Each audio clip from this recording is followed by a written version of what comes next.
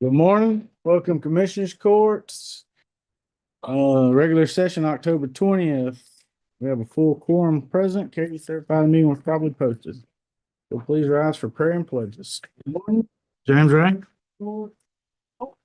Regular session. That's a little feedback. What we got going? Very clear. How do you undo it? Right. Hear what you said. James Ray.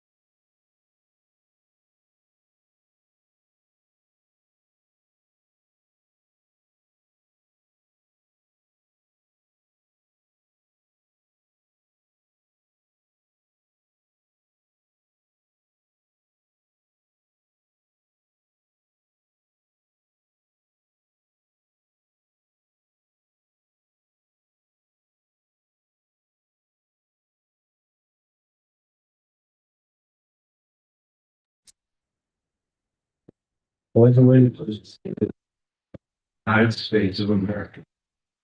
One nation. Under God, indivisible, liberty. Honor. One state. God. And indivisible.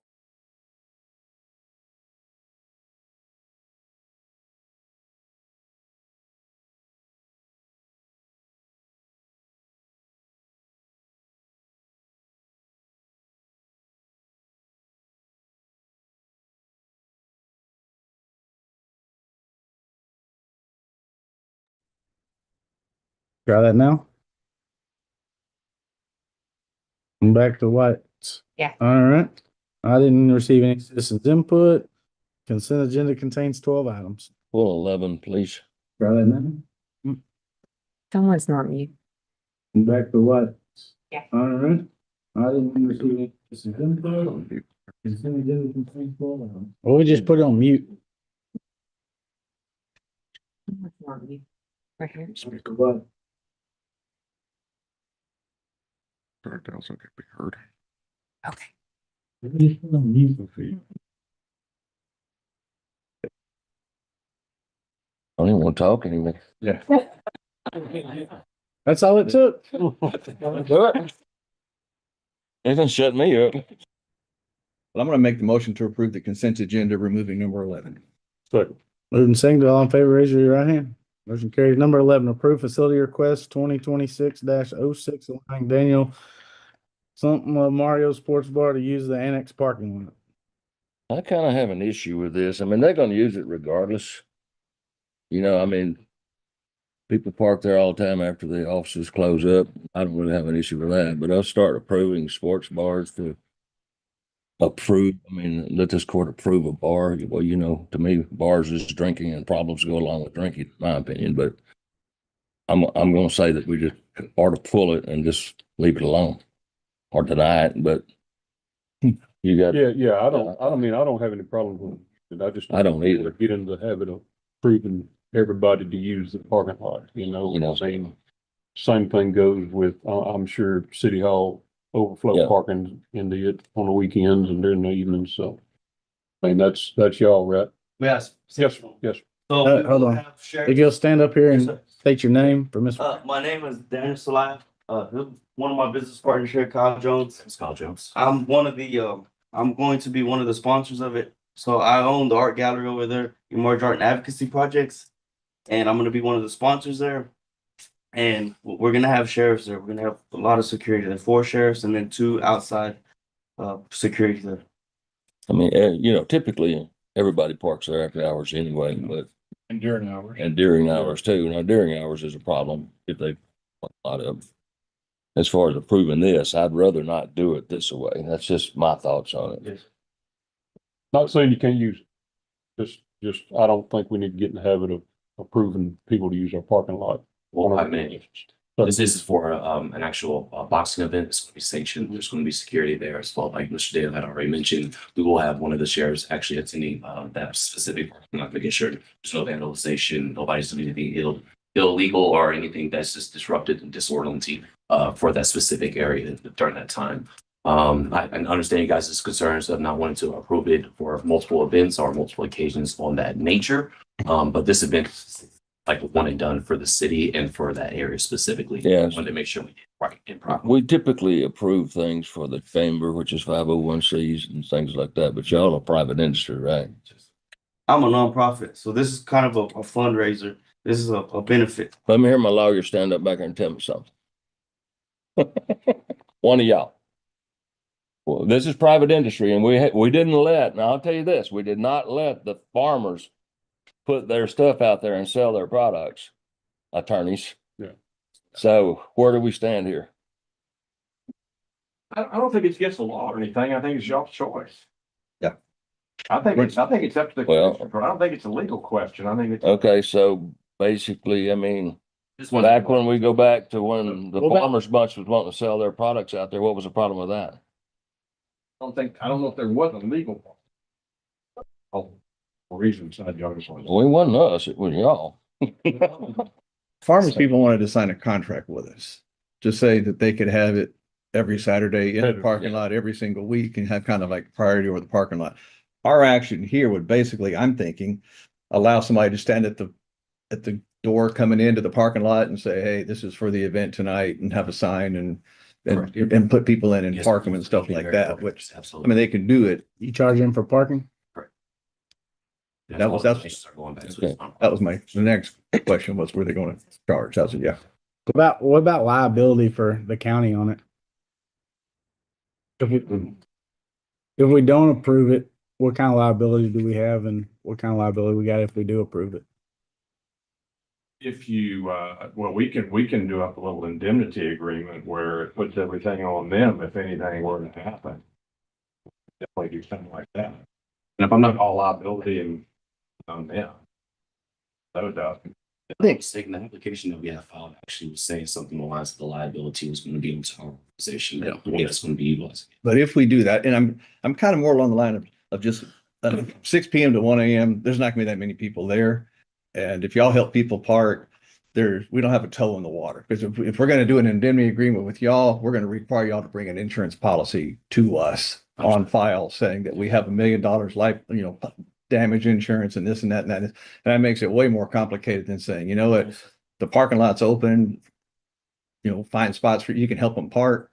I don't think, with it being an open parking spot like that, I don't like the idea of us, having y'all charge for parking Understood. over there. I think it has to be a free open parking lot. It is public. Unless So we, y'all are gonna charge, is that what you said? Correct. And the profits are going back to his nonprofit. yeah, so I think, I'm kind of like, that we just don't, I think we just don't take any action. We just tell them, hey, I would prefer not to approve it without some more time ahead of it. Because then, like I said, I think we have to do some legal things. Like I said, we would have to get you all to put a performance. Yeah, we're not telling you can't use it. Yeah, it's right there. It's just, I don't want to lock it into y'all, and I don't think y'all should be able to charge for it for that event. So So that's we right. have the right to utilize it and not just charge. for it. Just like any other citizen, you'll absolutely do. Yeah, Can't tell people not to park there either. though. yeah, it's just first come, first serve. So, Okay. and I want to chime in, I'm a hundred humble with what's the guts here, but, I want to thank you, appreciate y'all for coming in at least. Yeah, at least you bring it to us. When y'all use it. So it is. Thank you. Okay. All right. I appreciate y'all's time. Y'all good? The rest of y'all's day. Let's go. Thank you. Thank y'all so much. Okay. Good day. All right, good luck. So what are we gonna pass I'm on? gonna take no action. No action? Take no action on it. Okay. No action on 11. We'll move to 13. Discuss and take action on the lease between First National Bank of Huntsville and SPU for the lease terms of 2 years, October 16th, 2025 to October 15th, 2027. have an objection on this one. Thank you, thank you. Now the DA speaks.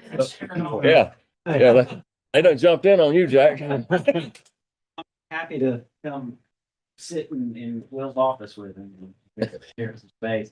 Hopefully this is one of the easiest, good morning, Judge. Good to be here. Hopefully this is one of the easiest decisions. This is the lease that comes to you every 2 years, to renew our lease with First National Bank. Funding does not come from the county. It is part of our baseline appropriation from the legislature in this past year. So, Right. but we still. I'll make the motion to approve agenda item 13 as presented. Moving seconded, all in favor, raise your hand. You gotta pass this pretty easy. Thank you. Okay, appreciate it. Y'all have a great day. Thank you. 14, discuss and take action on emergency purchase of one VHF repeater and one regular purchase of an additional VHF repeater not to exceed 20,000 from departmental project. Make the motion to approve agenda 14. I don't see Anthony there if y'all got any questions, but we can answer them if y'all I got. do have a question. I do have one question. A repeater not to exceed 20,000. Two repeat. Okay. Is it They're two? $9,081. So Because there's one at Station 2 that runs the VFDs, all the fire departments. We're having trouble with it. That's the emergency. There's also another one at the hospital that needs to be replaced, same age, out of date, way out of date. While we're doing it, we wanted to replace both of them. that's what I didn't understand. We're buying two for the Buying two. because the paperwork said they're about 9. Yes. Each then. Yeah, it was two of them. Yeah, We we chose to buy it. Yeah, in our meeting, we were just gonna do one, but the board decided to go on, since the one at the hospital is just as old, to go on and redo it. And y'all have it in your budget, don't you? Yeah. So go ahead, Bill. I got a motion. Second. Moved seconded, all in favor, raise your hand. Motion carries. 15, discuss and take action on the purchase of two VHF control stations as part of a USDD automated voice notification project from departmental project funds. This is money that's, left over. We're not gonna call it ARPA monies, but our money that we had from that time. And that's what some of that remaining money on is that these automated VHF control stations that are compatible with our console. So Okay. that's gonna be my motion. I'll second it. Moving seconded, all in favor, raise your hand. Motion carries. 16, discuss and take action on paying accumulated time for a 247 vacation and 87 sick leave from contingency funds for an employee who is moving to adult probation. I'm a jailhouse man. One of our sergeants is leaving, going to probation department. And what I'm told is that we're gonna have to pay her out anyway. Two different funding sources. And what I would like to do is pay it out of contingency so we can go ahead and hire another person or fill her spot once she. Where is Patricia? I'm here. Where did it need to come from? Contingency, if we see later in the year that their budget can't cover it, it would move it from contingency. But he needs to know that that can be done prior to hiring someone. So at the present moment, he probably can. He Yeah. can now, but we don't know how it's going to end up. Okay. So right now, we're not gonna do contingency if we don't have to, right? That's correct. Okay, I'm good with it. Watch it very closely. When he needs it, we'll bring it back. In other words, we're gonna take your money first.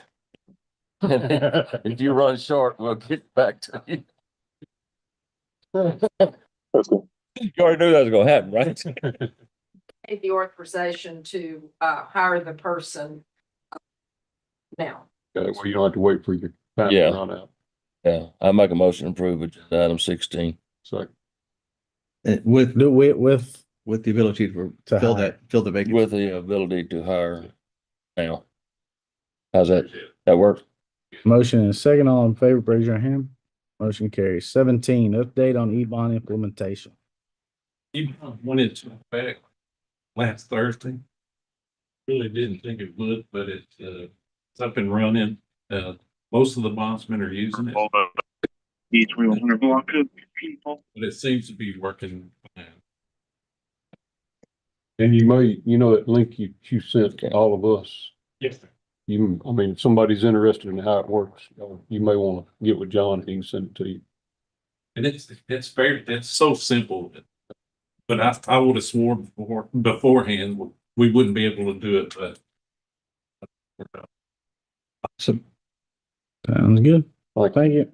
Yeah, thank you, sir. 18, discuss and take action on Walker County debris management. That'll be my motion. The plan that we have to have in place is required by FEMA for us to receive any kind of reimbursement for debris pickup during a disaster. I didn't read all, I think, 110 pages of it. Need anything change in it? Not really. It's just a lot of cleanup and hopefully we don't need Red lines. it. Yeah, we don't need it. Hopefully we don't need it. if you don't want reimbursement from FEMA on it, that's fine too. Oh, we may need it. I just hope we don't need it. Yeah, I already got a motion and a second already. I motion, I'll make a second. second. All in favor, raise your hand. Motion Thanks, carries. sir. 19, discuss and take action on purchase of mag lock door for the Justice Center with funding from facility project. I got Larry and Jason's online. Let me get it out. Jason, I don't, So Larry? it's online yet. the Justice Center. The main entry doors, as far as the public entry over there, is on a standalone operating system as far as remaining doors on the side and back of the building or on a central system. Basically, what this will do, this will take the main door, put it on the same systems, the G program with the same computer. New, All of new action. No, sir, just control. Just a lot control and schedule control. So it'd be open. Up. It would be open to the public and it'll be just like the other doors with the if it's a holiday or closed, they're not gonna open for the public. Where's the money coming from? Larry, is it projects or what? Projects. It was unclear whether this would be 9,000. a maintenance or IT, so just Is it total $9,085.58? yes. And we're gonna pull it out of projects. Yes, project contingency moved to the project's facilities budget. That's my motion. Second. Moving second, all in favor, raise your hand.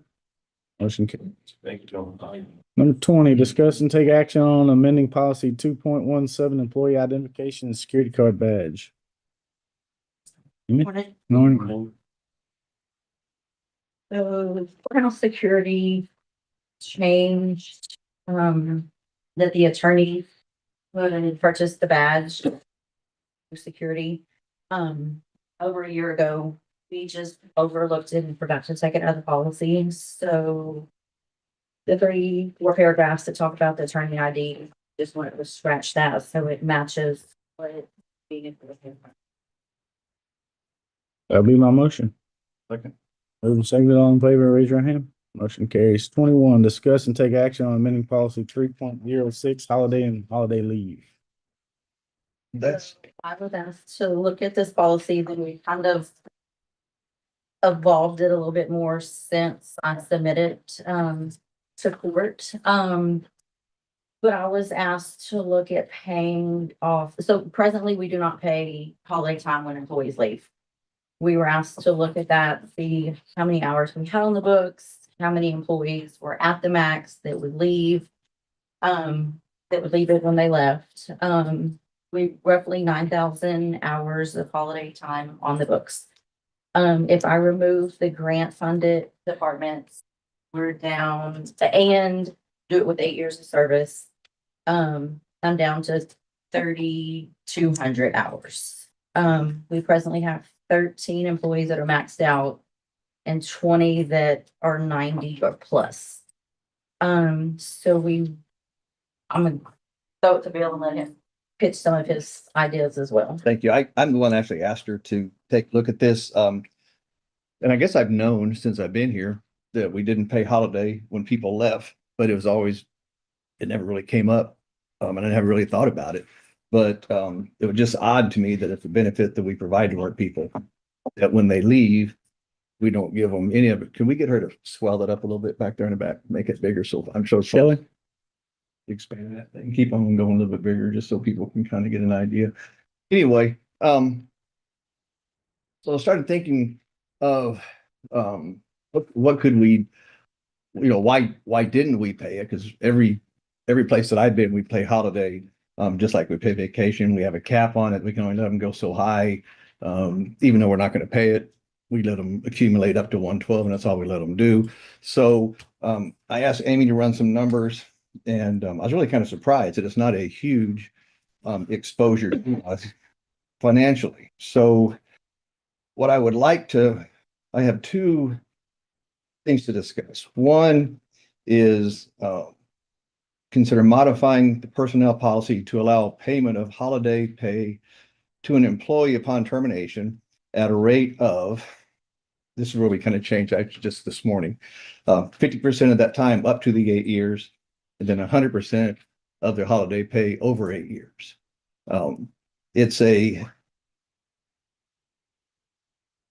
an idea, I think, that rewards the people that hang on to their holiday time, that have kept it, that show up for work every day. And to be honest, people who don't get to take holidays because they work either on a small office or they're understaffed. So they don't get to take them off. They accumulate them. It goes off here. They go above 112 and they're getting nothing after that. So that gives them an opportunity to bank up to 112 hours of holiday time. And if you're here for less than 8 years, you get half of it back when you leave. And if you're here for over 8, then you could get all of it. So it's a kind of a carrot to accumulate it and keep it. And so that's one of the modifications. And then the second one, I think that is just as important, and it can actually help drive the balance down, is to allow department heads to pay holiday time in addition to the regular pay on days worked, kind of a pay as you go. Like Thanksgiving Day is coming up. We're going to have jailers working on Thanksgiving Day. We're going to have sheriff's officers working Thanksgiving Day. We're going to have EMS working Thanksgiving Day. We may have other people working Thanksgiving Day. Christmas is on a Thursday, so our Christmas holiday someone's going to be working those days. So the idea now is they'll come in and they work. They're going to work their 8 or 12 hours, 8 or 12 hours, and they're going to accumulate that day. So the idea is that they'll just take that day off later. Well, if you look at the balances in the sheriff and the jail and the EMS and and some others in small offices, it doesn't seem like a big number, but when you divide it by the number of people in that office, it's the same per employee. Anyway, it gives them the chance to say, hey, Bob, you want to come work on Thursday, Thanksgiving Day? And Bob can say, yeah, and I'd like to get paid my holiday time for that also. It gives them a chance to make some extra money, keep the holiday time paid as pay as you go. And I think both of these can be covered in most departments through vacancies and attrition and people leaving and stuff like that. The amount is less than $100,000 if everybody quit tomorrow. And we know that's not going to happen. So it's going to be spread out. So before I make a motion, I want to kind of see what y'all's thoughts were. Well, let me ask you this, Bill. You work on a holiday, whoever it is, whether it's Bob or you or me, Right. whatever. Not us, we're elected, Right. but aren't they going to get paid being there? Right. So they also going to get paid for the holiday time for that same day. Is that, Yeah, absolutely. so the legality, I've looked into this. That's generally what most people do. So that I is mean, what- it's legal to do. Absolutely. all That is what, So it'd be that's, straight time, not overtime, straight Yeah, time. yeah. Okay. That's the only question I had. So. Well, like- How would it not be, if they've already worked their 40 hours? well, if, I don't know about well, the like, shift work. well, like Thanksgiving Day, that's just the 4th day of the week. Yeah. So people won't be on overtime that day. And the Friday after, they won't be on overtime that day if they're working the 8-hour days. It'll be up to each department head to figure, to kind of manage that. Like, I know the sheriff's office, what do y'all work, Captain? Chief, 12-hour days, 12-hour shifts? So, Well, so they work 12. So they would just still get, they would work their 12-hour day, and they could only get 8 hours of holiday because that's what they accrue at that period of time. So the department head will be the one managing that of like, hey, you want to work this day, you want to get paid, you want to go on the books. It kind of becomes more of a decision between the employee and the department head as to what they want to do with that pay. I know it drives down the balance that you pay when they leave because they Well, yeah. take it as they go. And it's gonna drive down overtime in a certain degree too. Yeah, absolutely. Yeah. Because that guy that works Thanksgiving and the day after, he's going to want to take that time off in 2 weeks in a department that's down 8 deputies or 5 jailers.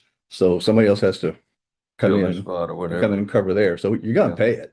Yeah, and for the rest of this year, if you're looking at doing it right now, I mean, most likely their budgets would They- absorb it probably. Absolutely, absolutely. Because I think it's an easy benefit to pass. There's not that much of a cost for us, so we're gonna pay it. You're gonna pay it in overtime. We're gonna pay it in overtime anyway. So, I'm good with it, Bill. all right. So my motion will be. Hold on. You got a question about, No, you I got it. just, Miss Patricia, all right, 2 people it's gonna affect is gonna be Patricia and Amy. I wanna hear from both of them. Yeah. Patricia. I think really it's more of, getting the information correctly to Amy's department and reflected on the timesheet. So, I think that Amy probably would be the best one to figure out how to get the information reported to her, because when we audit, we're auditing against the timesheets Right. and what was entered. So I think Right. it's really, working out the timesheet. But Amy, your thoughts? No, that we do the same thing when, like Road and Bridge, y'all get to book overtime if you would like. If you want to book it, the standard policy is we pay you. If you would like something different, then you notate it that way. So we'll just work out. The standard is gonna be you work a holiday, you get paid, and you're going to get paid for that holiday. Yeah. Unless you tell me you would like to do something else with it, Just wanna and then pay. I'll book it. Okay. I think it's pretty simple. Sorry, do you make a motion? Okay, here's my motion. Now I'm ready. All right.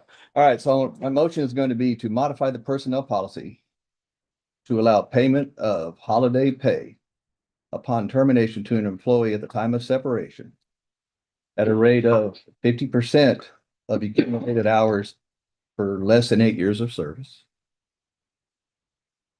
or 100% for employees with more than 8 years of service. You keeping up with that? You good? Okay. And then allow department heads to pay holiday time in addition to regular pay on days worked. And once again, I do this have a is, all question for us. right, let me clarify that just one more time.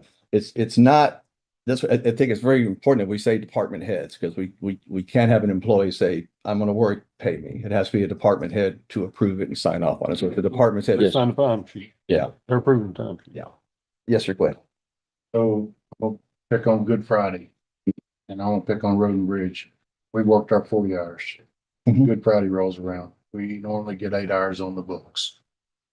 Mhm. If we put this in place, is that Friday gonna be paid overtime or straight time? Are you Are working you it? working? If you're off, If you're off, you just book You it. just book it. Same, it doesn't change unless you work it. doesn't change unless you work. Yeah, Correct. right. Okay. Yeah, that's why it says for At that time, it's like become overtime. And Yeah. the only, If you've already worked your 40. huh? If you've already worked your 40, if Okay. you worked it, it would be overtime. you would make overtime for Well, regular. yeah. I mean, we're gonna pay you overtime no matter what. Yeah. The holiday time is gonna come in as 8 hours, not 10, and it'll come in as a straight. Only other question I have is on our sick time, like so many hours of sick time. Right. Before he leaves, they get half of that paid. After 8 years. After 8 years, they get half. It's half after 8 years. Mhm. But on holiday, we're going to 100% after 8 years. Right. Yeah. Yeah. I initially thought about 50%, but I'm like, we give them this and we have a super low threshold that we cut it off at. And then after that, it's just, Well, then it only Like- affects, it only affects if you terminate it. I mean, Right, yeah. if you want to burn it, if you retire and you want to burn it, obviously you have the option to burn it. And that's one thing this helps, is that you have a guy with 115 holiday hours. That's what, 3 weeks basically. So, 3 months before he leaves, hey, I ain't gonna take a hit on I'm taking 3 weeks off holiday time. So it'll cut back on that too. So you'll have somebody here if they want to get paid for it. So I think it's a good plan. Doesn't cost us much. I think it's a benefit to our employees. All right. Let's vote. I didn't Brandon? get a second yet. I'll second. Moved and seconded. All in favor, raise your right hand. All opposed, motion passes. 22, discuss and take action on order 2026-07, amend budget for the fiscal year October 1st, 2025, September 30th, 2026.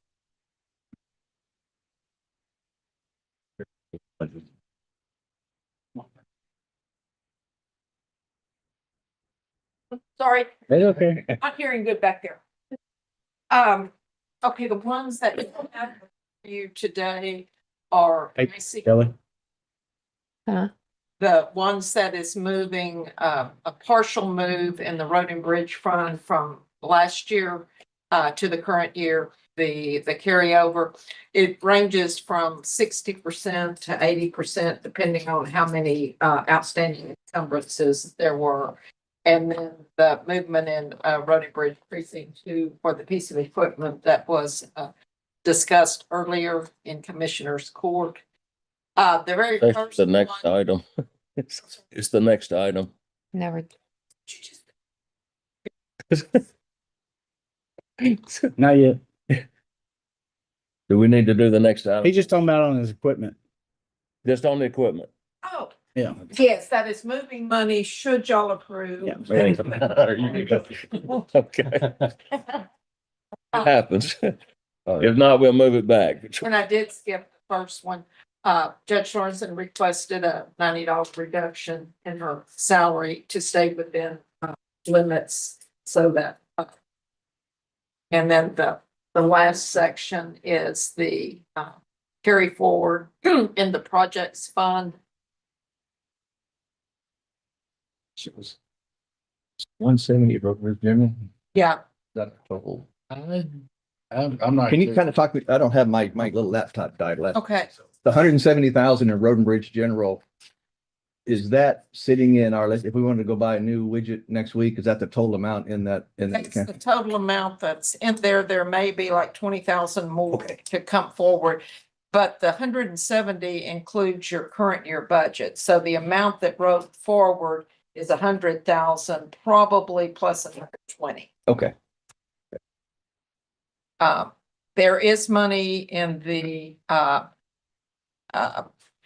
road and bridge projects fund. That money was set aside for the way station. There is the 88010, the 165,000 is the carry forward from the way station from prior years that could be spent for projects if y'all chose to. You'd need to leave the 34,000 for the current year expenditures. But that money's been setting and accumulating over a long period. So certainly it would be available for your consideration to allocate someplace else. And it don't build very fast. No. No, but like I say, this is a long, long time. Remember when it used I to? do remember. EMS fund, we received 47,287 from the ambulance support payment program. That money is really to aid for claims that was not paid on indigents. It generally goes into our revenue funds. Rachel has asked that that money be added to her medical supply budget. It should. And then the last section is the projects fund, the 105 projects fund. It's the estimate of the projects that would roll over, and there may be some additions or deductions to that in a future budget amendment. All right. Move to approve. Moving second, all in favor, raise your hand. Motion carries. Thank you, Ms. Patricia. Very much. 23, Appreciate it. purchase, discuss and take action on the renewal of VFIS insurance policy for EMS effective October 1st, 2025. Morning, sure. Morning, Miss Cheryl. It's the renewal time. We transferred that in the. Yes, we did. And there was an addition of 2 new ambulances and a Tahoe for this year as well. So how much did it go up, Mr. Cheryl? Do you know? Yes, sir. Last year, I've got it 126,782, and this year, is 160, is it 169? So that's what it is. Quite a bit. 34. And I'd add a note that EMS Rachel is currently going through that list of equipment. And we think there is one ambulance that will come off that was transferred to Road and Bridge that won't be covered under this policy because it's covered under the other. And then there is a liability policy that's included on that list. So we'll be visiting with purchasing to make sure that that's not duplicated coverage that we already have covered through tax. But what you're asking to fund is the full amount, but we do need some additional policy. Said Road and Bridge. Miss Patricia, is that the one that went to OEM? That's the one that went to me. I just asked her, we've got it off of this insurance and got it on our normal insurance. But it's reflected, it's reflected in this 169. They didn't get a chance to take it off of this one yet. I got you. Okay. Okay. Cause that just happened last week, so. I'll make a motion. We accept the renewal for VFIS insurance policy. I'll second that. Moved and seconded, all in favor, raise your hand. Motion carried. 24, discuss and take action on purchase and payment of John Deere 6M105 cab tractor from John Deere and Company through Texas Bobboard Contract 706-23, budgeted funds from Road Bridge 2. I started this back 6 or 8 months ago under the old budget, trying to find a used tractor. We found quite a few that was junk. And we decided to go with a new one eventually. And it's going to replace that $2,000 tractor that we run for the last 10 years from federal surplus. So Ms. Cheryl's done all the homework. You need anything else from us, Ms. Cheryl, other than a motion to approve? Make a motion to approve. I'll second it. Moved and seconded, all in favor, raise your hand. Motion carries. 25, discuss and take action on nominations to Walker County Appraisal District Board of Directors by voting in entitlement and resolution 2026-09. So I'll get that as an email. Yeah, I looked at it and looks like this same two currently will continue serving. I don't have an issue with either one of them. I don't know if y'all do or not. I'm good. You good with them? Coach, you good? No, I think I stated last year, 288% of 1,000 or 288 shares of 1,000. It didn't really matter. Well, the school district is the driving force of who winds up on this anyway. 29 for this report. We're gonna split the votes evenly. I would say split them evenly. Okay. I get that filled out. That's your motion? That's my motion. Second. Moved and seconded, all in favor, raise your hand. Motion carries. 26, discuss and take action on HGAC County Representation Designation 2026. And it's you, isn't it, Brandon? You still doing it? Hmm? I don't think you need to continue right on. right? Brandon and Bill, wouldn't it? Yeah. If I Is that our remember right. motion? You keep it the way it was? Keep it the way it was. That's my motion. Moved and seconded, all in favor, raise your hand. Good enough. Hey, make y'all go right on back up there. 27, discuss and take action on contract for Walker County GLO Disaster Recovery Reallocation Program application DRRP 301-1450. These next two are the ones that we just did for 3 and 4. A little over $2 million piece. Right. That'll be my motion. Second. Moved and seconded, all in favor, raise your hand. Motion carries. 28, discuss and take action on contract for Walker County GLO Disaster Recovery Reallocation Program application DRRP 301-1451. That'll be my motion. Moved and seconded, all in favor, raise your hand. Motion carries. 29, discuss and take action on Constable Precinct 3 Memorandum of Agreement 287G Task Force Model Grant with no funding match. So what is this, Bill? You have any idea what the constable's not in there with it? I talked to Steve the other day, because I had some questions about it. Yeah, I I asked read him it. to be here, but I don't know, they must have got tied up. He answered my concerns. I don't know that I'm still not some concerned, but, It looks like is he assisting? it is apparently a program, and I really don't want to speak for him because I don't understand all of it either. That has. Now we got There you go. somebody that might help us. Thank you. Been in contact with precinct 3 about this agreement. It appears that they have already gone ahead and signed the contract with feds to enter into this agreement. And the grant amount, I've discussed that with Warren, that it is $107,500. I asked for additional documentation about that money. But since the government shut down, I'm not sure if it's been an issue getting into contact with somebody. But he has not provided any additional documentation. He did provide the signed request to ICE for the money. But I haven't heard that it's been deposited. I haven't gotten any sort of documentation about that additionally, so he did say that he met the requirements to obtain the money. But like, we just don't have any real documentation about it, so. Have any idea what the constable's office is gonna do? Essentially, it's, they have agreed to provide like warrant service for ICE, when they have detainers for people, things like that. So it was told to me, I talked to, Constable Hill and Deputy Constable Warren about it. It does not appear that it will take over any significant amount of time from his other job duties as a deputy constable, but Deputy Constable Warren is the one who signed up as the representative for precinct 3. I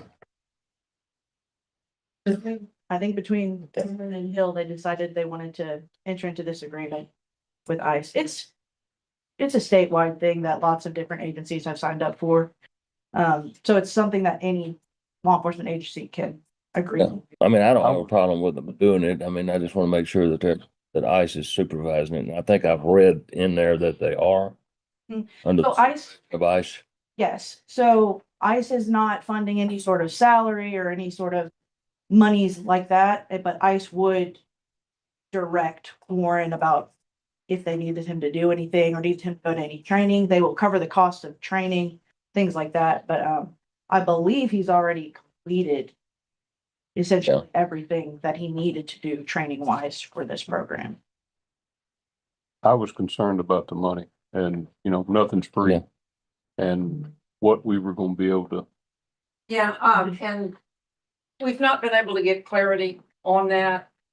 So if the court is going to approve it, or ratify it, or whatever action they need to take, I think maybe something in there contingent upon the money flow, following county treasurer and county purchasing policies. So I want to make sure the money's coming to the county, going through the disbursement account, and that the expenditures are flowing through part and all of our purchasing requirements. And Deputy Warren has said that he understands if he were to make expenditures from this money account, he would need to come to Commissioner's Court for approval, just as we normally do with expenditures. Didn't understand that he had to come to Commissioner's Court to sign up for a grant, though. Can we call? Let's pass on this. If somebody can call him and see if he can come in before the end of court. I did ask for him. Amy, will you call Mr. Hill? Of course. Thank you. We're gonna pass on 29 and 30. 31, discuss and take action to purchase worn body for FSA number 14056, the Vanguard Truck Center of Houston, tips contract number 240901, not to exceed 31,000. body that we'll put on that. Have to buy it through Vanguard, who we bought from, but don't charge pass through as that tips contract sell to dealership. So my motion is going to be to approve this. I'll second. Your funds? My funds, yeah. Moving seconded, all in favor, raise your hand. Motion carries. We're gonna skip 32 and we're gonna go to 33.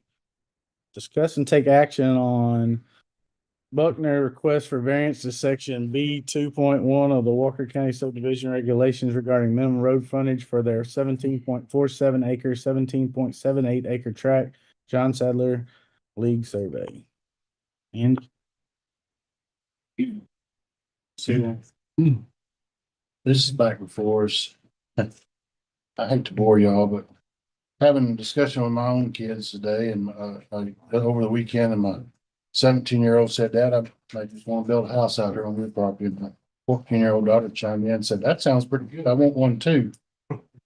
Way my property's set up, I can't do that. I'm in the same boat as people are. I know that before we had problems, and Andy and I talked about that a lot, and Andy's got all the technical side of it that I want him to go over. I know we fixed the problem in the subdivision policy back when that was changed, but you know, we're hurting families here, and I'd like to look and figure out how we can help our families. Yeah, I mean, I have an issue with it too, when you can't help these kids with their mom and dad living on their place or something like that. So, This is the third one in front of court. We got the coaches that have been here, this group here, and then the one out on Little Road Loop that 3 in the last several months, just in my precinct. so where we need to look at, Andy? So the item on the agenda is specific to this variance, and they're proposing that we're going to way to move to up to 35-foot strips. 2 tracks that they're trying to create. They're kind of out of room. Better explanation. As far as this is the general rule. Like, you go back prior to changes in policy 4 years ago. We allowed, if it was a family grants exception, if it met the other criteria for family grants exception, a single tract divided in no more than 4 pieces. There was an allowance for access. So just if they had an easement in place, they could do the division of the tract as long as it met the conditions of the exception. There was not a frontage requirement for that particular exception. There's another exception that didn't have a frontage requirement, which was boundary line adjustment exception. When the policy was redrafted because of, I won't elaborate on, I think the court's probably pretty familiar with some of the issues.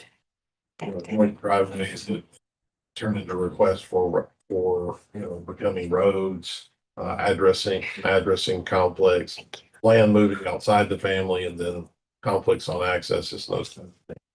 And then the ability to further subdivide those tracts because they have no frontage to begin with. The court shifted toward minimum frontage requirements for lots meeting the exception requirements, similar to what we have for the other exception. So what I think is being discussed or being brought up for discussion is the potential of shifting that back to allow easement access for the division in the situation where the family grants exception is otherwise being met. So that exception allows no more than 4, ties back to the original tract, right? So right now our grandfather date is 2000. So any tract that was existing prior to 2000, if someone wants to divide that tract into up to 4 pieces, would not have to meet the frontage requirement as long as we have exception. Just if those go to somebody related within 4 degrees of consequently or blood or marriage. Okay. If those then come back for redivision, depending on how the court wants it drafted, it can be drafted that it's locked to that original tract. And so anything beyond 4 then falls back into the requirement. I think that's it. So we do have 3 applications. You guys have seen them all 3, talked to all 3 groups. This is, these guys are back with the cluster as far as their proposal. But I think fairness, the court is going to consider changing the policy, given the fact that these guys are sort of right here at the finish line. Maybe they'd like to know that. But again, what's before court today, specific to this particular variance, and They're gonna have to move septic systems, or make this work, they have to move some spray heads around. Yeah. But I don't want to speak for them. But I think that this, obviously from previous session, this isn't their ideal, They've come up with a way to do 35-foot strips into there. It's not really what they want to do, but it's what that they've been able to put together. So I think if they were given another option, there's a high likelihood, based on previous conversations with the court, that they would probably seize it. I won't speak for them, don't let them speak for themselves, but I mischaracterized. You are correct. All right, so, but to get, even if the court were going to consider changing policy, it's going to take a little while to get that back before court, because we have public hearing postings, with the whole public hearing, draft it, get it back before court. So you're probably looking at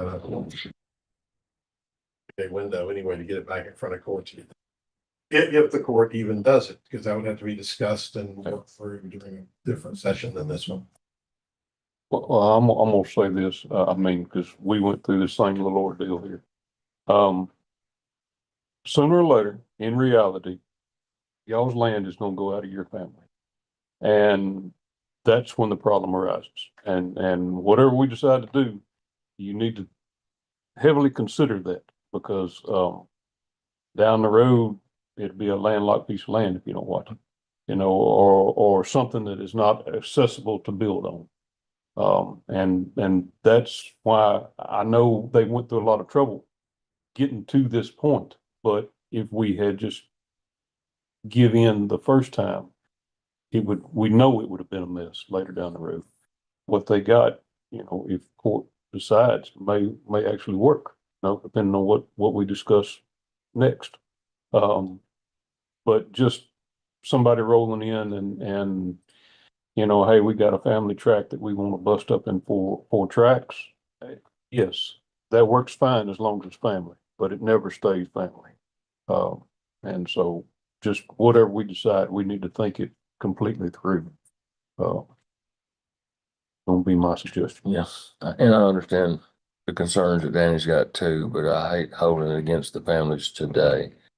Yeah. For what happens down the road. I don't know. Like I say, I wish we could help them, and I would love to look at what we can do with the policy to change it where we can help these folks a little bit more than we do. Yeah, maybe there's a way to find a Yeah. happy medium. I mean, Yeah. I don't know, So I'd say let's bring something back. Let's discuss it in court, and if I was y'all, I would probably maybe wait and see where we go with it. So what do y'all think? Colt, you on board with? But how long, how long can y'all y'all wait? gonna wait? We can wait a little longer. So if the court wished, they could take action today on the variance before the court. Then they would have the option of pursuing it with the variance or waiting to see if the rule. Or if we pass on today, Then they gotta come back. in order to move forward with it, we have to come back, present the variance back to you if you guys decide not to change the rule. I think you need a deal on this today, and then they can hold it and see Yeah. what we do. If you guys. They can act on it and not. If they like it, they can act on it. If they don't, they can go back to the new rule. Grant the variance today, then there will be nothing forcing them to move forward with doing it this way. Government's slow. I don't Well, I want to mean, slow it's- you down yeah, anyways. It's no So, guarantees. Yeah. I mean, it's no guarantees Yeah. what we're gonna do in the actual policy. No. It So, may help or it may hurt you some more. but if we approve the variance today, then we need to call the other people that we turned down the last couple of months and tell them the same thing, bring it back. It's only We been, can't do one without the Yeah, other. no, absolutely. yeah, and that's true. All of them. but this variance deals with how to meet our codes right now. Yeah, what they're asking Right. for is a waiver of essentially, Right. we have a 50-foot minimum frontage requirement for flag tracks. They're asking for the frontages that they can provide, which is 35 for the two flags in the back. And then the remainder goes with the front track, right? That's what they're asking for the exception to be granted. This is not a plat. This will be a family grants exception, but with 35-foot frontages and staffs instead of 50-foot frontages and staffs, which right now, what they're putting before court is that none of the tracks will be served by easement. They will all be served by staffs that go out to the county road, but they're 35-foot wide instead of what's minimum required in the code is 50. Which gets it to where down the road, it can be sold and developed. So, I this picture that's in the backup, this hand drawing is probably the best description of what it can do. It shows what their alternate proposal, remember last time they weren't here, but in order to. Last page, Shelley.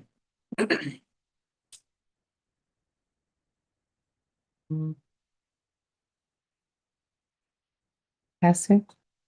Thanks. Keep on going down.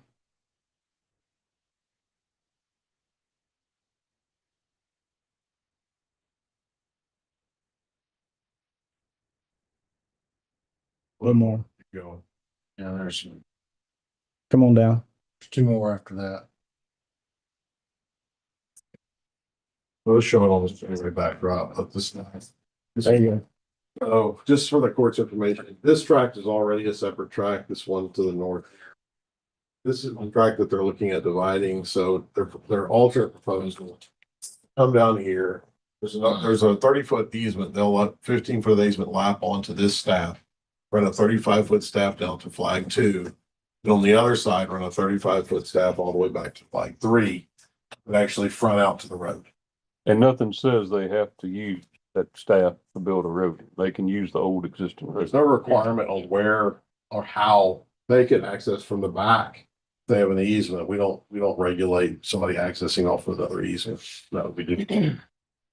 But that's farther than we regulate. We regulate minimum frontage and staff width. We do not regulate how they physically enter and exit the property. Other than when they cross into y'all's right of way, there's regulations for that. Scroll down just a little bit more, show that next one. All right there. Yeah, so the other track flag on the front or the front. They have flag because that's limited access at the front. Then the flag 2 that's Yeah. same way. And again, this is going back to the code and doing a little interpretation. We don't normally in a platting situation allow more than 2 flag lots to join, but this is a frontage requirement for an exception. So each of the flags has the 50 foot, right? They but we're not enforcing the entire subdivision policy, just the frontage requirement subdivision policy. It's in there by reference. So yeah, that would be the proposal on the other side is a 50-foot, 35-foot staff and then the. If we approve this today, can we do a workshop on this next court? I will do my best. Just a workshop. To get it posted. Oh, yeah, we can do it. We can probably do a Just a workshop, we can figure out where we all. Then I can get it posted, and redrafted. Okay, so my motion on this item is to approve 33. Second. Oh, second, didn't all in favor? Say something real Yes, quick. ma'am. One of your questions were, eventually the property could be sold and somebody could come in there and put a subdivision, but it's my understanding that once we divide it, the way we're going to divide it, it can't be divided anymore because we're out of. No, ma'am, it's just that track. Right. So if you built homes on each one of them tracks, then obviously you can borrow money against it because you have access to a county. And so that helps on that part. But to go back and split them again would be virtually impossible. Right. So But it's not saying that it won't change out of y'all's hands into somebody else's. but even if it did change into someone else's hands, they wouldn't be able to split it No, ma'am. anymore because there's not enough frontage there, Exactly. correct? Yes, ma'am. Okay. Exactly. So what we're working with is, this is all we got. So we came up with what we can live with. And again, like Andy said, ideally, it's not what we want, but it's what we can live with. Yeah. Ideally, if we just took that long piece and split it 3 ways evenly, we would each have a nice 6-acre piece of land. And right now, the way we're having to split it, we're losing a lot just to that road frontage, to get to the very back to build something. Sure. So anyway, but we appreciate it. And I was just questioning, I heard someone say someone could come in later and build a subdivision, and I didn't think that No, would ma'am. happen. No. So that won't happen No, ma'am. regardless. Regardless. Okay. Thank you. Well, it still concerns me that we did, and I'm not necessarily gonna vote no on it just yet. I'm just concerned we created a 50-foot flag lot. And then we had some hardship requests And we told them 40. 40 is as low as we go. That's all you can do is 40. I'm sorry, you can only do 40. And did 2 or 3 of them at 40. Yeah. And now we're saying Now we're 30. down to 35. Now we're down to 35. And it's so there's going to be some, and I still think we need to contact the other 2 or 3 that are out there and see if this changes their world. Because it might. To go from 50 to 35 is a significant reduction. As I recall, the 2 that have been here, Mr. Callis, then there was a family on Little Road. Yeah, so we need to look at them. Because if we're doing this one and they can make theirs fit to this, it's gonna be hard to say, y'all can't do it. I don't disagree. Our office. So this one would be me only because it's in a family grant on a piece of property that was established, prior to the year 2000 or something like that. And I think that we need to put a disclaimer in it. As far as, they're reading, I don't know how you would enforce it, but whether it's handshake or something, that this property won't be sold for, I think we did it for like 5 years or something like that.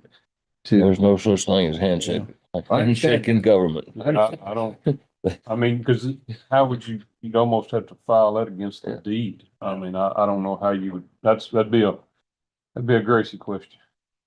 And I will say. We're on spot now. Stand up, Gracie. Very, Something I would definitely want. It's our side. Yeah, we're out on it. Because you've taken, at the end of the day, though, you've taken a single piece of property with, now you're gonna triple its value by cutting it into 3 pieces. You know, so if you do that, I'm speaking like, y'all are not in the room, stuff like that. But if I'm a developer and I can say, I'm gonna go to this family and I'm gonna offer them X dollars, I'm gonna get them to cut the property up. And then about the time they step out the front door, I got the contract in my hand to buy all 3 pieces of property and I'm gonna make a fortune off it. That's my. Everybody's not evil, Bill. There are good people. Well, and that's the reason. I'm not saying it's evil. I'm saying that's a deal. That's the reason for pushing these flag staffs, whatever width we decide, to make sure that they have access to public. Yeah. You know, I mean, this one, I know we said 40 and now we're at 35, but we got 2 sewer systems we're dealing with And, And water wells. and water well. I understand that, but everybody got a story. Yeah. So I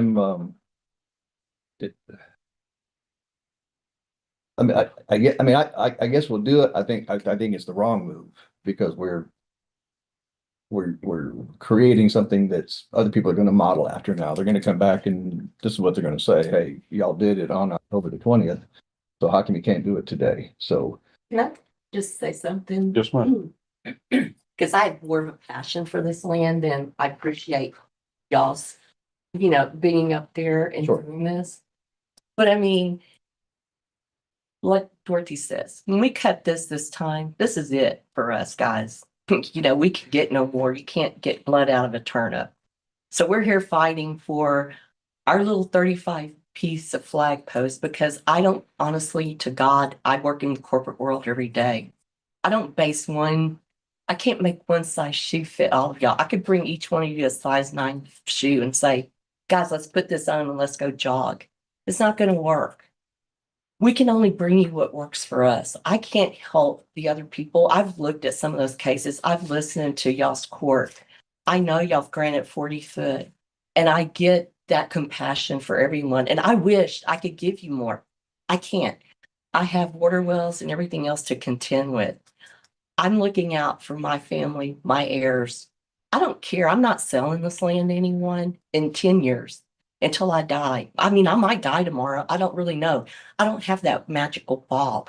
I don't know if I ever have to sell it or never will sell it. My son's been out there 14 years with his 2 children that go to New Waverly School. I'm fighting for them. I'm fighting for my heirs. This is me, my land that my people have given me. I have passion for it. And I would appreciate anything y'all can do. And I get that people before us, I've looked at their cases, hundreds of acres. I have 17 pieces that are just like on a skinny margarita. I mean, this is what I have to work with. And I just ask for y'all's, blessings to do 35 foot. And I understand this causes hardship for other cases that maybe have had more land or less land than I have to deal with. But that's all I can do is ask for y'all to help us to help our families to maximize the most use out of our land that we can get. Thank you. Thank you. What we have to do is exactly the opposite of what you said to start off with. We have to make one size fit all. Everything has to be equal, no matter who comes through the door and they open our development book up. It has to be from the 1 acre tract to the 500 acre tract. Anything outside of that, people come in and request, and I'm the anti-variance guy for the most part. I just am, because an option to this is not to cut it up. That's an option. So there's two options. One is to leave it like it is, and one is to cut it up, and you need help cutting it up. The problem we have is, and this is obviously going to pass up here, but I want to get the message out that we have just approved a 35-foot staff. That's what we've just done. We've approved it. And anybody else coming in for one, it's gonna be hard to tell them no, because everybody got a story. So that's, we do our best. About my mama. Yeah, we do our best to put, make a good policy for good development. And I agree with Danny, at some point, this is gonna be sold. At some point it will, it may 50 years from now, but somebody else will own it. And then I hope by that time we don't have a whole bunch of other 35-foot staffs. So I will close my comments. Okay, I got a motion and a second. All in favor, raise your right hand. I'm gonna vote. All opposed. Florida wanted, motion passes. 34, discuss and take action on modification of requirements for variance previously granted to J and H Navasota Development on 6/3/24 regarding points of access and sections A 1.1 WCSR regarding plat requirements for 32.8305 acre parcels on 1375 new owners of 12.8 acre portion of this tract. Top Star Construction LLC is seeking modifications to requirements given to prior owner in order to move forward with their development. It's a long one. Yeah, a lot. It's kind of where to place. Yep. This is part of the old castle. Okay. You want to tell me your name and introduce yourself, all introduce the item for you. So this is good before Commissioner Ford prior to remember previous variance was granted to allow the sale of tracks without a plat, contingent upon several contingencies, two of which were the three tracks platted that received permits from TxDOT, both tracks received permits from TxDOT prior to use development permits being issued. Came back before court before, you got quite a bit of discussion about it, they're bringing it back with some additional ideas.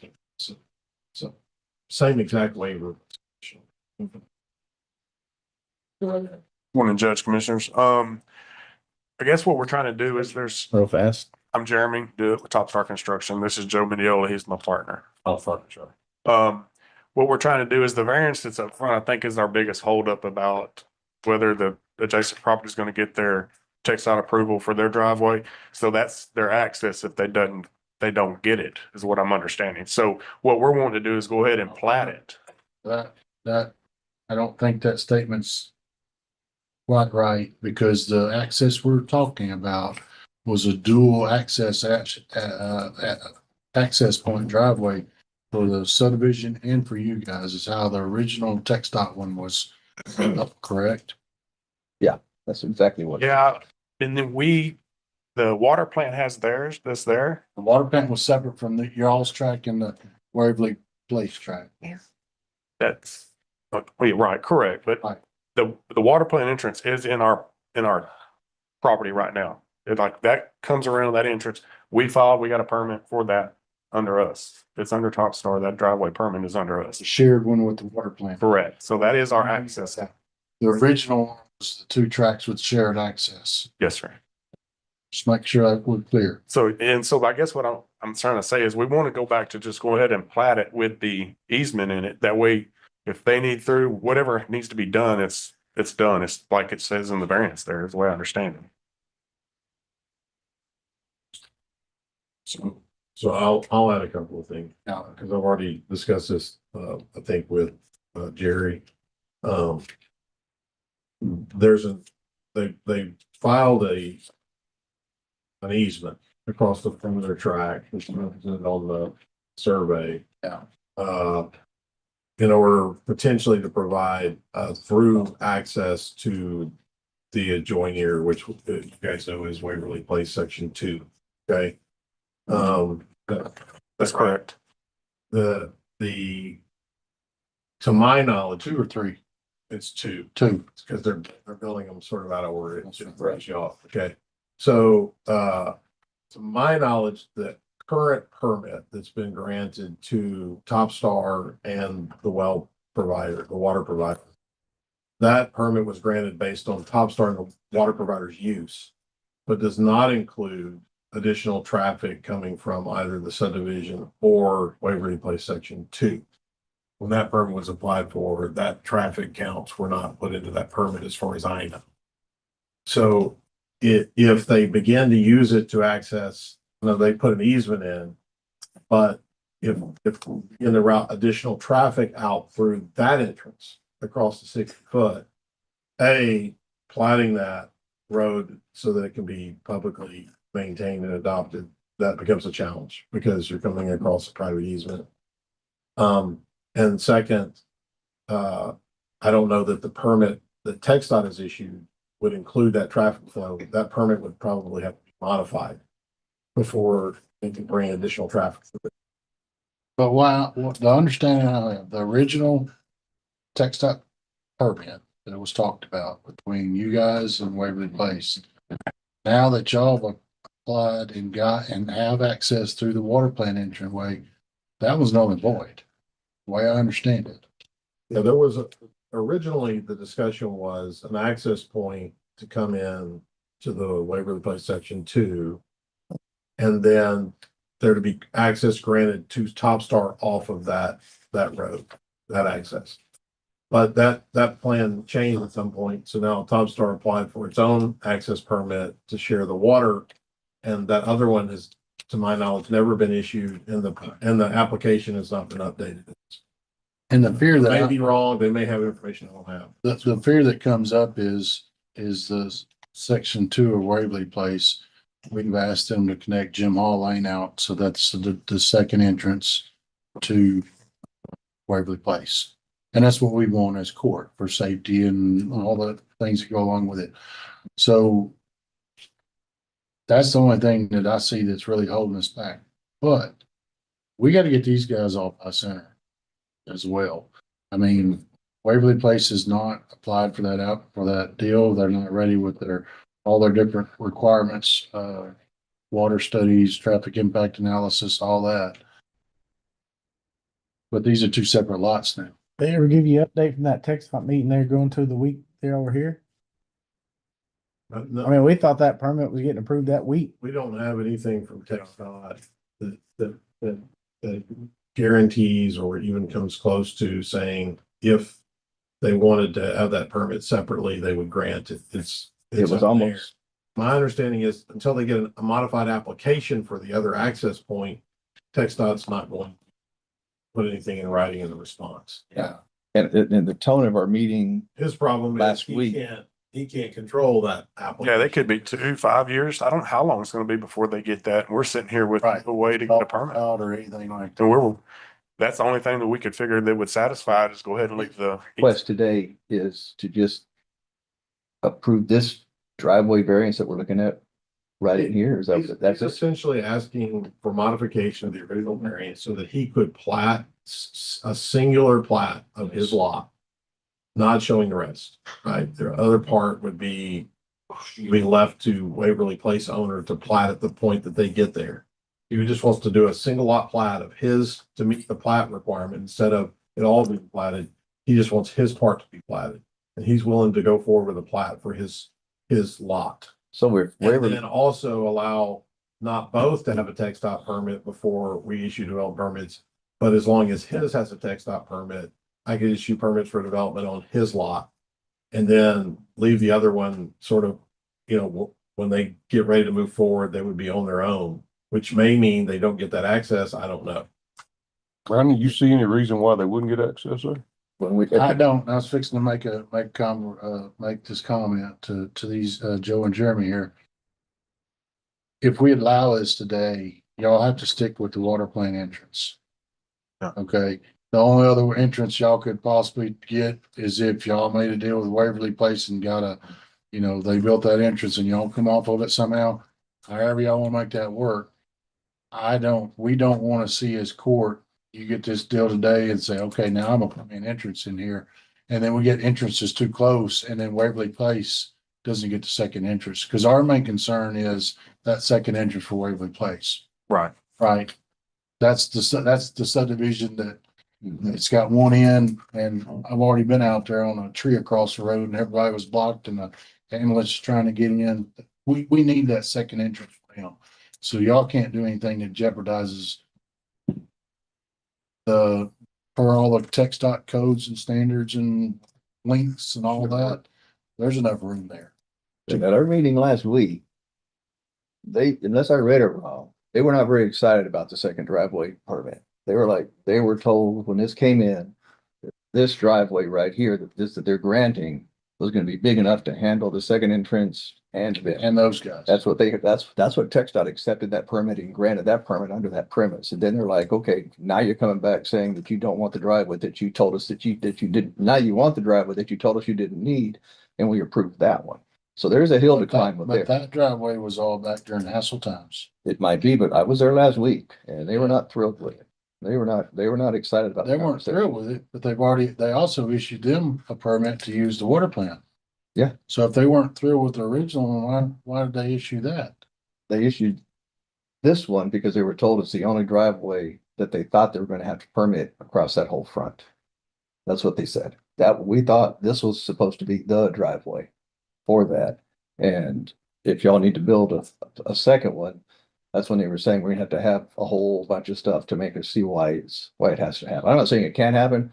I'm just saying that when I heard, it wasn't like we'll just bring us the application and we'll sign it and give it back. That's not what I said. The reason the original variance included the stipulations was essentially the court's idea at the time was there was a sale that needed to take place before all that could be accomplished, but they wanted to make sure that second entrance happened, so they tied the two properties together in the conditions. And Right. said, you both move forward together or neither one of you move forward together. Yep. And that keeps the idea was to keep both owners, presumably who knew when they purchased that this condition was there, that both owners would then work together to get a single access point that they both could use. That TxDOT would approve accesses for both of them. So they were both sort of locked together to make that happen.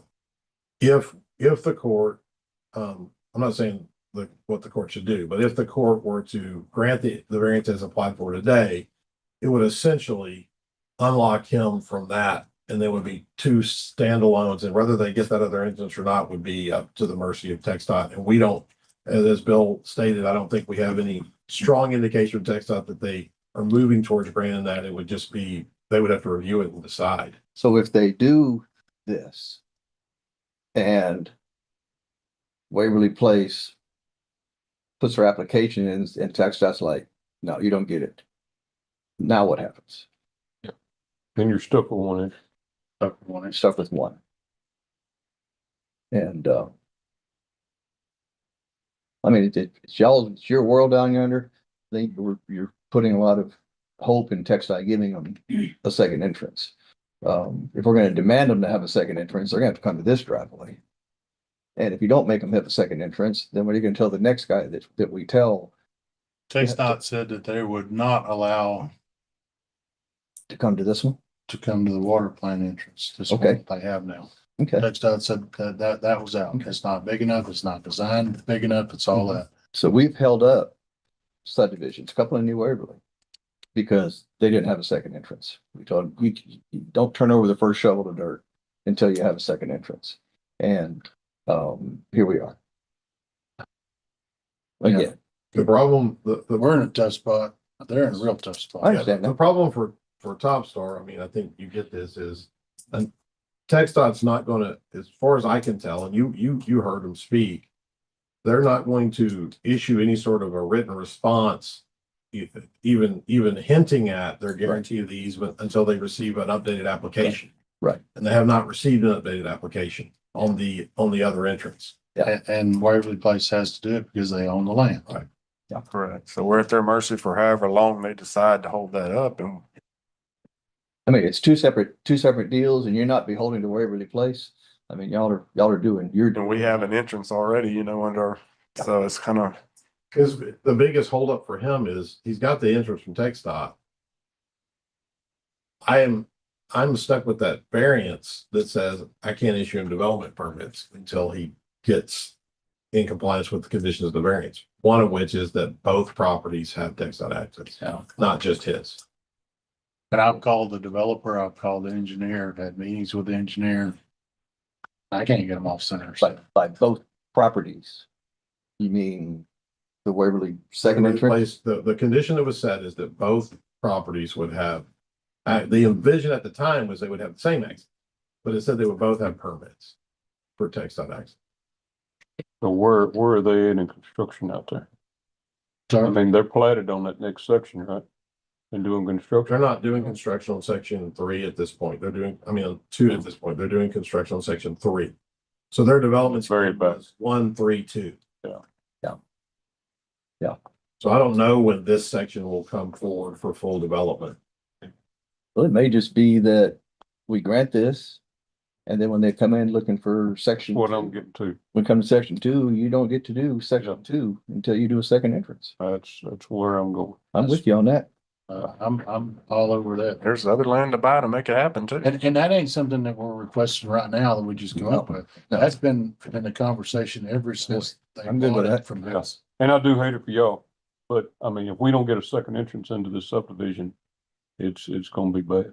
Yeah. So, if we can do something like that, I'm good. No, for the court's information, that variance that was put in place and the conditions that were put in place on that variance, sort of, again, lock those two together so that it's like he's relying upon this. There might be somebody else out there who's saying it's locked together. I get it, but if they not locked together, I don't know.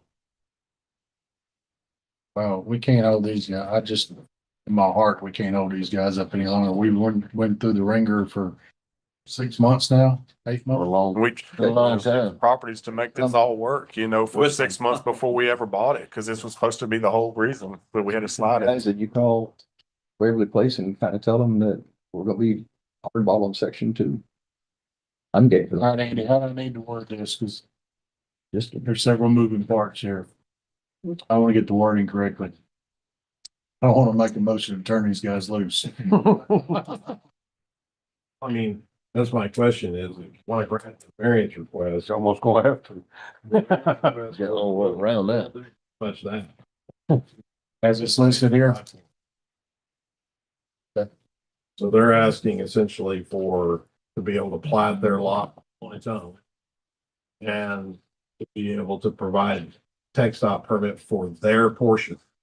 That suffice, that the condition be amended to allow for that. Okay, so when we go back in there, when y'all get this ready to bring to Andy, that 60-foot easement that we had penciled in there that's to be removed, just get it off there. Don't tie that to your stuff. Plat it, bring it forward to Andy. He'll have after we approve this today, The plat will still come back before Commissioner's Court. right. It'll be a That one lot plat. But that one lot plat, the little easement, the 60-foot we tried to put in there, and when TxDOT said, no, you're not taking all that traffic through that up, wait, just get rid of that, and Yes, sir. so move to approve 34. I'll second it. Moving second, all in favor, raise your hand. You gonna do? Motion carries. 35, discuss and take action on Barbara McGilberry request for variance to section 4.9 of the Walker County subdivision regulations regarding requirements to survey entire parent tract to create a proposed 2.5 acre tract out of 64.542 acres. Okay. Survey. Yeah, this is similar to the ranch request you guys had a couple of weeks ago. It's got a fairly small tract coming out of a fairly large tract. They just want to be able to show the small tract in the plat and show the rest of the acreages going as a remainder and leave it as raw acreage. All right, I make the motion to approve agenda item 35 as presented. Moved and seconded, all in favor, raise your hand. Motion carries. 36, discuss and take action on Nick De Silva, Piney Woods Solar LLC request for variance to on-site sewer facility. So they're requesting, they want to put an office out there for construction. They're asking to place the office with a holding tank. And that that requires a variance under our rules. You guys have granted similar variances for Several times, developers yeah. in the past. Yeah, can we put a time frame on this basically, so when construction over, have to come back to us Yes, sir. What time period would you propose? I would say by December next year, just 1 year. 1 year from today? 1 year. I think the last one we did, you had to provide pumping Yeah. information to Andy's office. Okay. Receipts of when you pumped, Sure. like, Yeah, no problem. turn them into Andy's office. Why don't we make it to 12/31/26? It'll work. That's your motion. That's my motion. Not 36. 26. 26. 12/31/26. Second. It expires on that day. I do. Second. Moved and seconded, all in favor, raise your hand. One Thank for you, you. Nick. Thank you, sir. You have any luck with Mr. Hill? They have very little information because of the government shutdown. They're still trying to get some more, but they will hopefully put it back on course for next time and hopefully have information for you. Yeah, Okay. that's fine. I'd rather pass on it so they can tell me what they're doing. All right, we'll go into number 32, discuss and take action on pending civil litigation matters below. We'll go into executive session at 10:25. Everybody will leave the room. Okay.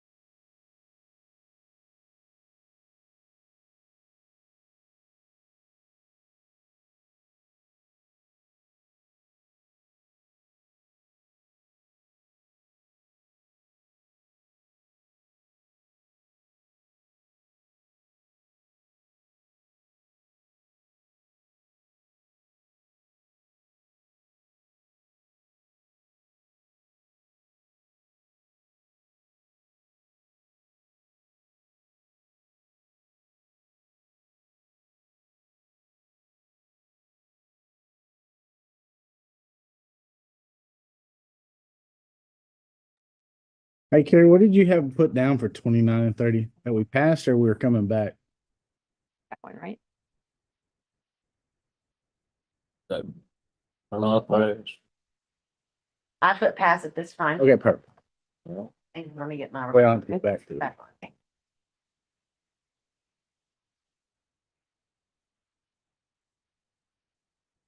Okay. We're good here. All right, time is 10:54. We're back from a session. We'll resume number 32. Does I'll make the motion to authorize the district attorney's office to enter Me. into a settlement agreement for cause number 2531898 I need to sign it. Hold on. for I need to sign it. district attorney and the county judge to sign. Second. Motion and a second. All in favor, raise your right hand. Thank you. Motion carries. No more executive session. Any public comments?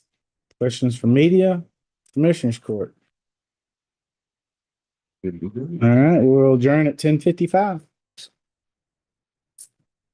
And say, you got things to sign or not? I don't guess the. Yes. Well, Ally don't have nothing. I can go. I think all those are variances. I'll make you.